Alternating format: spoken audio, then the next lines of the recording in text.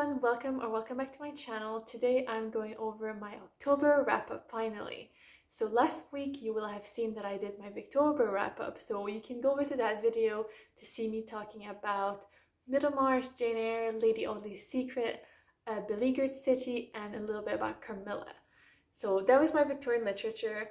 In October, as you may know, I had a lot going on, so I also did some Chinese literature reading and also participated in the Latinx-a-thon and spent about 9 or 10 days reading books by Latinx authors. So yeah, had a lot going on. I started many books, but I only managed to finish 14, which is still a lot, and I'm very pleased with that. Out of that, the only kind of breakdown I wanted to say was that there was one nonfiction only, everything else was fiction. And the breakdown of kind of gender was 5 male authors and 9 female authors. So that's a slightly higher divide than usual, and that's just because of the themes and the books that I could find.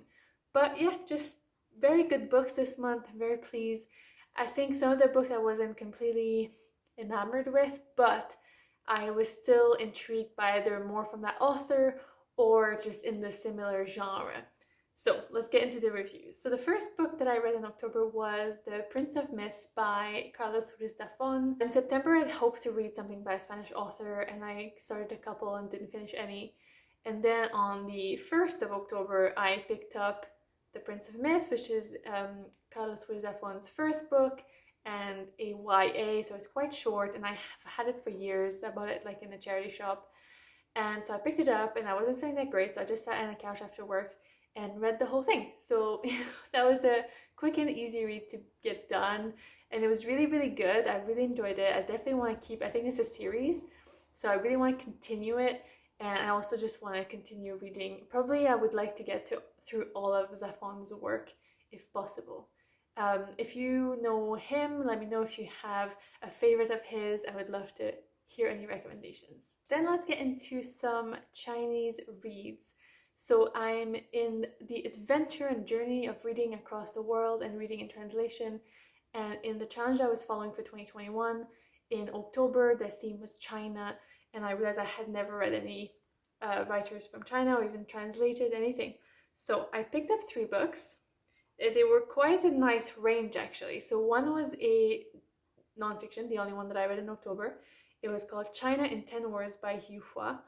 And that was really interesting. It's basically a series of essays, cultural and personal, because while it's called China in 10 Words, it's very much the life of Hua in 10 words. And obviously his life is completely connected through China's cultural revolution and history. So it was really interesting. I feel like I learned a lot. It's obviously from the perspective of one person, but I still thought it was really interesting. I've never heard of Hua, who was apparently a very good contemporary writer, but it made me kind of appreciate reading about a country through the eye of a writer from that country. So that was really good. Then I read Folding Beijing by Hua with Jingfang, and that was a really good novella. Very short. It's actually available online. So you can go, I think it was published in a magazine, and the magazine has it available for free online. So I just went on there and read it, and it was really good. It's, I guess it's science fiction. Folding Beijing is the idea that Beijing separated into 3 sections that are folded away when the next one comes to life, and there's a lot of class talk and inequalities and stuff like that. So it was really good. Very well done in such a short amount of words. I 100% recommend it. And it's made me very keen to read more science fiction coming out of China, and I have a couple other works lined up, actually. Then my third and final Chinese read was The Secret Talker by Galen Yan. And this one I kind of didn't really know what to expect. I just got the audiobook and listened to it. I think it's advertised as a bit of a thriller, but I didn't think it was. Maybe it's a bit psychological. It's basically, I believe it's a Chinese woman who moves to the US to move in with her husband, and she's basically, The Secret Talker is sort of a psychological affair that she's having with someone else, and it's very interesting. There's some twists and turns that made the whole narrative interesting, but generally I just didn't really love it. There's something that didn't click for me, and I just wish it was a bit more active because it felt very, very passive through the whole novel. All right, so now let's get into my Latinx readathon and all of the books that I read for that. So I read 6 books, which I was very pleased with in like something like 9 or 10 days.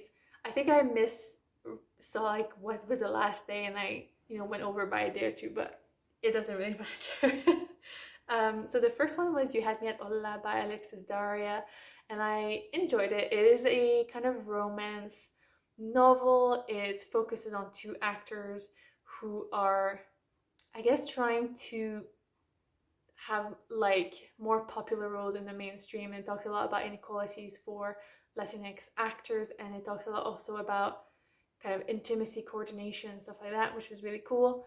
Generally, it was, a bit cliche. It's that kind of novel, and had some very, very graphic sex scene, which I did not expect, I have to say, but it was, interesting, whatever.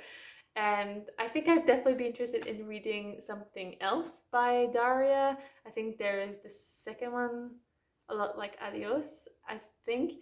So I'll definitely go up for that. I think it was fun and quick to read and just kind of charming and, yeah, cozy. Then I read Amora by Natalia Borges Polesso, who is a Brazilian writer.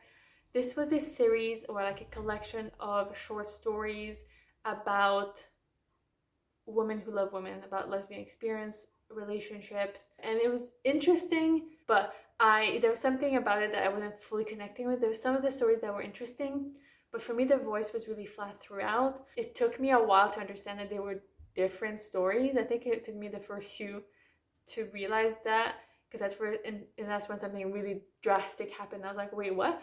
And I realized that they're all short stories, but the voice was so similar throughout that it just, I don't know, there was something that wasn't very exciting about it to me. But generally, it was still interesting to get that perspective and to read a Brazilian writer. I'm not sure I had ever read one. Yeah, but it's not my biggest recommend. Then I read another collection of short stories, actually, called Cuentos Hispanomicanos. So this one is a book that my parents gave me. It was translated to French, Spanish, and it is a collection of 13 authors from 13 different countries, and they're very, very short. What I did like is that this edition that I have had a wee introduction about the author and the story at the beginning, which was really cool, and I really appreciated that. There were some that were really, really good, some that I didn't really understand what was going on, some that were so harrowing. There was one about a plane crash, and then I read in the intro that the author had actually survived the plane crash, and so it was very intense and very graphic in terms of horrible things, and when you think that that's like almost like a personal experience. So generally it was really great to get kind of that varied perspective and experiences, but also I feel like I wanted like a bit more out of things, which maybe is good because it's going to make me want to look at certain authors more. But again, there was only one female author throughout the whole collection, so yeah, I don't know. I got through it and I was pleased to have read some of them, but it didn't have more of an impact on me. Then I listened to the audiobook for Love in English by Maria Andreu, and I really enjoyed it because of the way that it talks about learning English. And obviously I come from not English speaking background at all, so I kind of very related to that. And I love the way it was represented in the audiobook. I don't know what the physical copy was saying, but when she was listening to English and people would be like that, and then it would go like, whoa, whoa, whoa, and she's like, didn't get that because she wouldn't understand the words, and that was so cool and such a great depiction of that. Obviously it's YA, so some of the teenage actions were a bit cringe, but it's fine, it's a YA, it's okay. And we've all made teenage mistakes. After I read it, I then read some comments and realized that I believe that the author is not actually Latinx, so maybe that was my bad. But I think that she was actually from Spain, and then they moved to South America, and then from there moved to the States. So technically not Latinx, but sort of a Latinx experience. Anyway, I don't have much thought about it because I don't know more about that, but I just did want to mention it quickly. All right, the last two books. Okay, let's finish with my best one of the month. So first, let's go with How the Garcia Girls Lost Their Accent by Julia Alvarez. I read this one because I bought it in a charity shop. I thought it looked really cozy. I love the cover. I love the idea of, it talks about moving, about language, about family.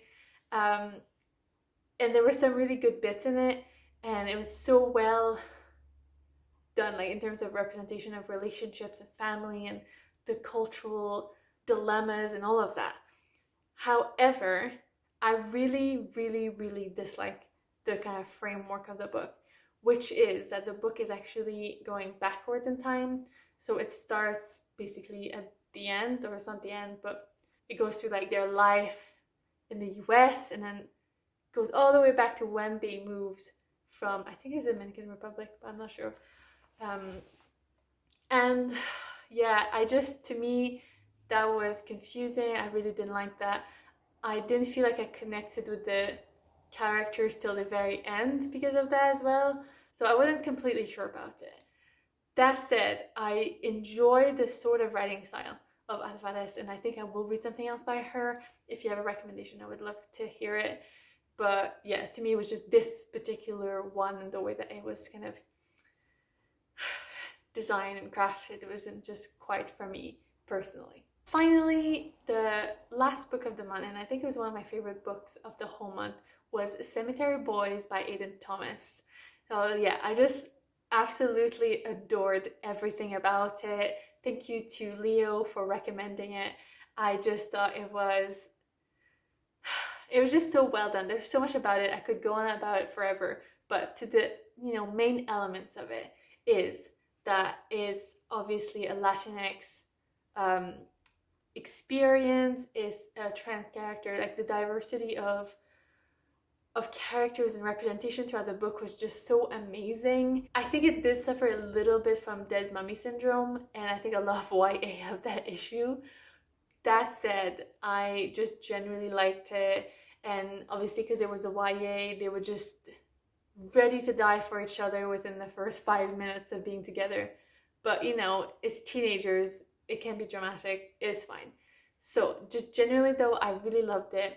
It talks about a community of brujo and brujas and bruex who, I believe it's California, but now it's been over a month that I finished it, I don't remember. But yeah, so it has like that fantasy magical element in it. It's set around Dia de Muertos, so it has also that connection to it, and also the family links and obviously acceptance and I don't know, like myths and traditions and the different cultures. Just yeah, it did so much and it did it well. So I really, really appreciate that book, and it's a huge recommend for me. All right, these were the 10 books that I read in October outside of Victorian literature, of course. I think it was really good. Like I had some really good reads. I think even some of my favorites of the year so far potentially in October. So, that's a really good sign. Please let me know before you go, what was your favorite read of October? How did your October go? And don't forget, just say hi if you want and leave a little thumbs up, and hey, see you back. Bye.